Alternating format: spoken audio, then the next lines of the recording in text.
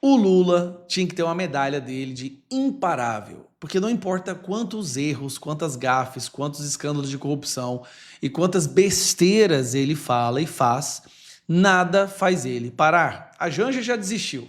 Depois que o Sidônio assumiu a comunicação, a Janja revoltada só quer saber de ficar viajando pelo mundo sem o Lula. Acho que ela só consegue aproveitar a viagem se ela não tiver que perder tempo de como cuidadora do Lula.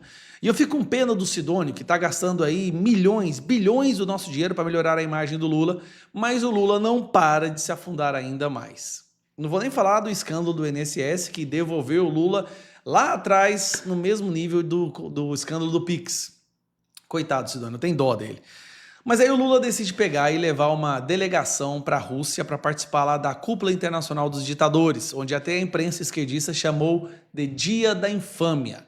Lula vai lá apoiar um ditador, que a imprensa fez questão de chamar da extrema-direita, mas ele vai lá apoiar um ditador e passa uma vergonha com aquela foto ao lado dos piores, mais sanguinários, psicopatas ditadores do mundo e apenas o Lula lá num país democrático. Daí o Lula decide ir para a China.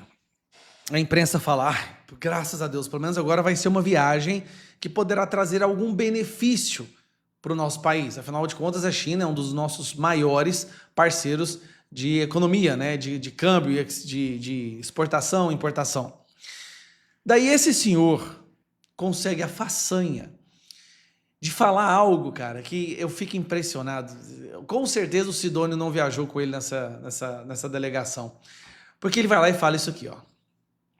Lula compara sua eleição à Revolução Comunista da China. O presidente Luiz Inácio Lula da Silva comparou suas vitórias eleitorais com a Revolução Comunista Chinesa de 1949. Em discurso de encerramento do Fórum Empresarial Brasil-China em Pequim, nesta segunda-feira, o petista afirmou que seu governo e o Partido Comunista Chinês foram responsáveis por melhorar a qualidade de vida de seus povos. É a única razão que eu acredito que valeu a pena a Revolução Chinesa de 1949. O que valeu nessas eleições do Brasil é provar que quando um governo tem compromissos sociais e não esquece as origens daqueles que chegaram ao poder e querem governar para todos, as coisas melhoram. Então Lula está dizendo, e comparando o governo dele, a eleição dele com a Revolução Chinesa, dizendo que isso melhorou a vida da população. Aí você vai lá e pergunta para a inteligência artificial fazer uma busca na internet sobre a Revolução Chinesa. E aqui está a resposta da Revolução Chinesa. A Revolução Cultural Chinesa, iniciada em 1966 por Mao Tse-tung, foi um período de grande violência e perseguição ideológica com consequências devastadoras para a China. Milhões de pessoas foram perseguidas e mortas, especialmente intelectuais, professores e dissidentes. A Revolução Cultural, também conhecida como a Grande Revolução Proletária Cultural, foi um período de grande agitação política e social na China, marcado por uma onda de violência e terror. Mao Tse-tung, o líder do Partido Comunista Chinês, lançou a Revolução Cultural com o objetivo de combater o que considerava as forças reacionárias dentro do próprio partido e da sociedade chinesa e de fortalecer a ideologia comunista. A Revolução Cultural teve um impacto devastador na China, com milhões de pessoas sendo perseguidas, torturadas, encarceradas e até mesmo mortas. As vítimas eram principalmente intelectuais, professores, estudantes, artistas e qualquer pessoa que fosse considerada um inimigo da Revolução.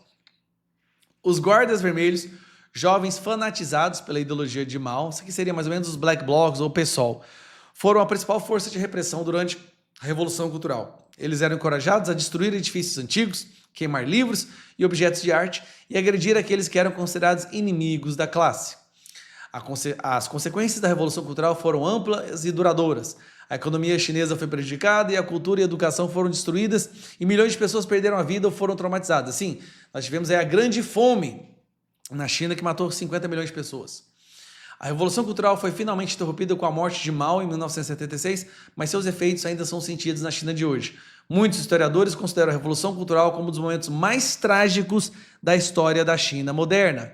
E aí, no meio disso tudo, nós temos esse cidadão comparando o governo dele à Revolução Chinesa. É a mesma coisa dele comparar a eleição dele com a ascensão de Hitler na Alemanha nazista.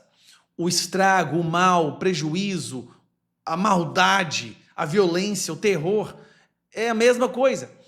Mas a imprensa fala como se fosse uma coisa boa.